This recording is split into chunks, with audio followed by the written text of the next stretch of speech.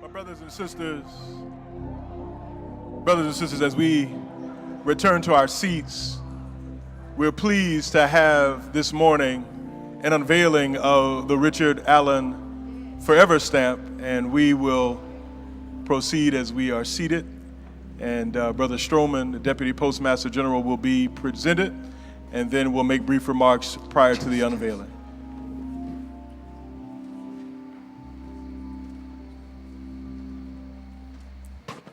Good morning, Metropolitan. It is my pleasure today to present the Deputy Postmaster General of the United States Postal Service. We are very excited because, as you know, about a week and a half ago, there was the unveiling at Mother Bethel, and many of you could not go, and you say, we need to have that at Metropolitan. So it pays to know the number 2 person at the U.S. Postal Service. And you know, friends are important. Ronald Stroman and I go way back. So when I invited him here today, you know, this was Valentine's weekend. He and his wife were down in Florida. But because we are friends and because he's such a dedicated public servant, he and his wife are both here today, and we thank them.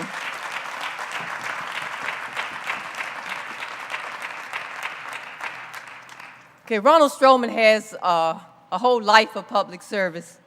He's worked at HUD, worked at the Department of Transportation, and in Congress, serving as the Chief of Staff for the House Oversight Committee. And in 2011, he was called to continue his public service by being appointed the 20th Deputy Postmaster General of the United States Postal Service. Let me present to you Ronald Stroman.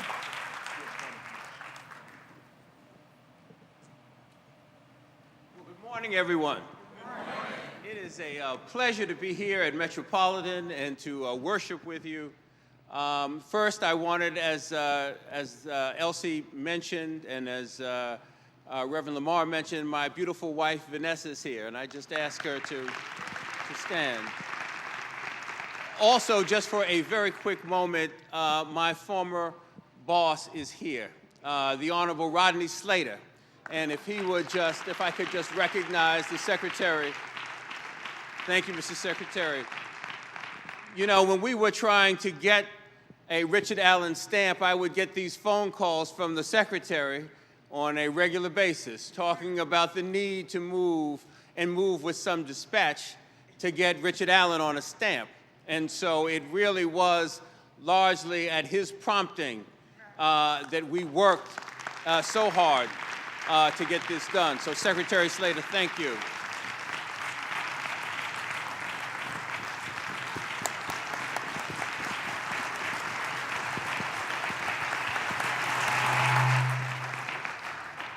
And just very briefly, we are here to honor a man whose spiritual journey to Christianity and whose secular journey has no parallel in American history.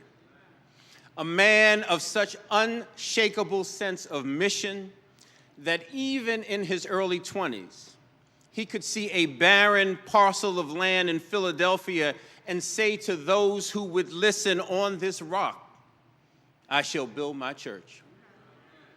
Bishop Allen was a freedom fighter, a social activist in whose footsteps later both Martin and Malcolm would step.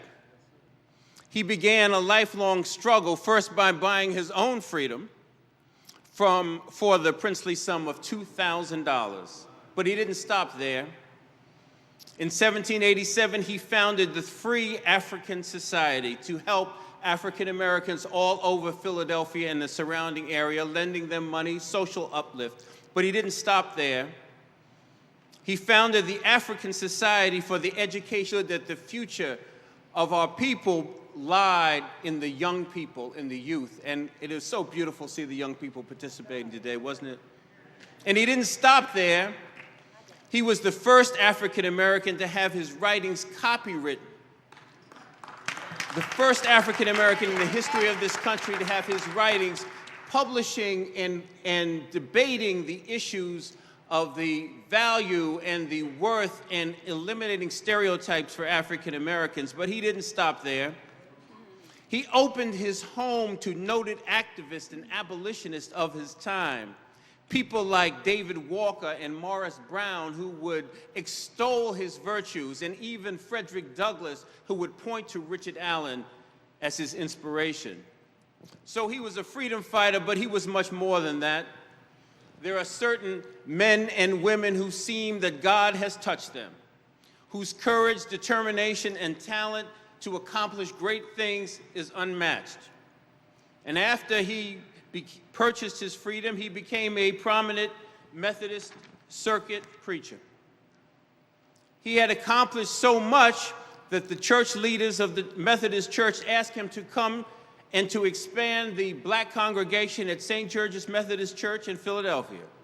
And within a year, he had expanded the African American congregation from 4 to 50. The African Americans kept expanding at St. George's congregation. But you know how it goes. It's okay to have two of you around, but then things start to change. They came to Richard and they said, Richard, now your preaching's a little too emotional, right?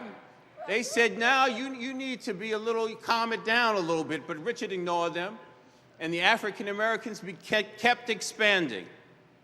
He said, you know, Richard, I know we have fought against slavery, but it might be good for the African Americans to sit in a separate section. Richard said, no. We're going to sit with everybody else in the congregation until they tried to remove him. And Richard Allen led a walkout of St. George's Church. But when he walked out, he was really standing up for democracy. He was really standing up for the foundations of the Methodist Church. For you see, Richard said, you can't, on the one hand, oppose slavery, but then support segregation. And he found that he went out and he started a storefront church.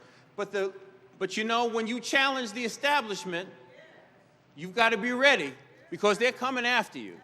And they tried to pull the lease from the storefront church, but Richard beat him back.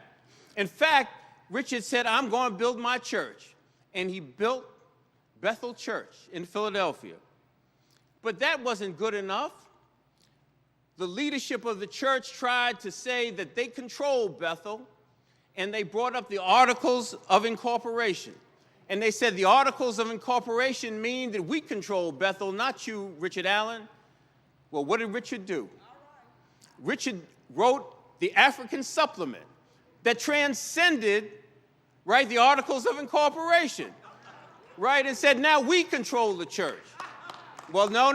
Well, wait a minute now. The establishment wasn't through. They took Richard to court, right? Took him to the Pennsylvania Supreme Court. And in the Pennsylvania Supreme Court, in the case of Green versus African Methodist Episcopal Society of Philadelphia, the Supreme Court ruled in favor of Richard Allen, right? Ruled in favor of Richard Allen. Richard built his church, but the leadership wasn't done then. They said, you know what, Richard? You may have beat us in court, but we're going to sell the land under which your church is built. So they called an auction. Now, you have to understand that Philadelphia was the largest city in the United States at that time. It would be like selling a parcel of land right now in New York City. And so people all over, it was also the heart of our democracy. The Congress was there in Philadelphia. So people from all over the East Coast came to buy this parcel of land. Some of the wealthiest men in Philadelphia, in New Jersey, in New York, came down to buy this parcel of land because they wanted to control it. So the auction started. They started bidding. But you know what? There was one man who didn't look like all the rest. There was a man whose skin was a little bit darker than everybody else's in that congregation.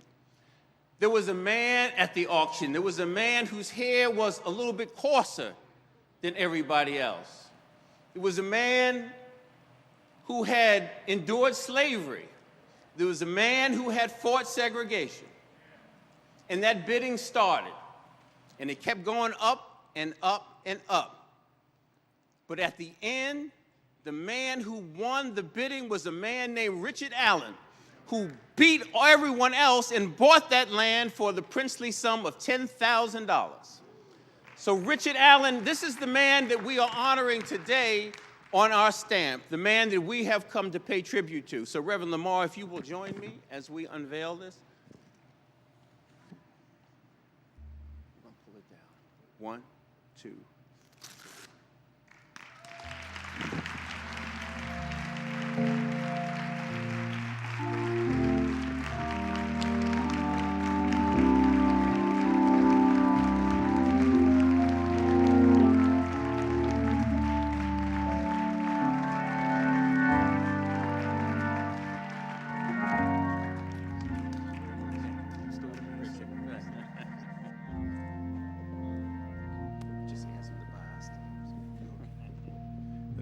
The Deputy Postmaster encourages me to encourage you to buy the stamp. Somebody say amen. Buy the stamp. Somebody say buy the stamp.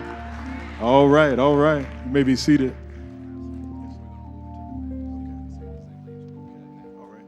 The stamp will be moved to the rear of the sanctuary, and as we depart from worship, you'll be able to get a closer view of the stamp. Again, let's give our Deputy Postmaster a hand. Thankful.